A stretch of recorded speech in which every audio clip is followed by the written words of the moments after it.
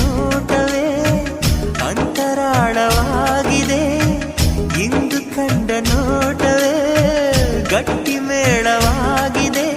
ರಾಗ ಎನ್ನಲೇ ಅನುರಾಗ ಎನ್ನಲೇ ಪ್ರೀತಿ ಎನ್ನಲೇ ಹೊಸ ಮಾಯೆ ಎನ್ನಲೇ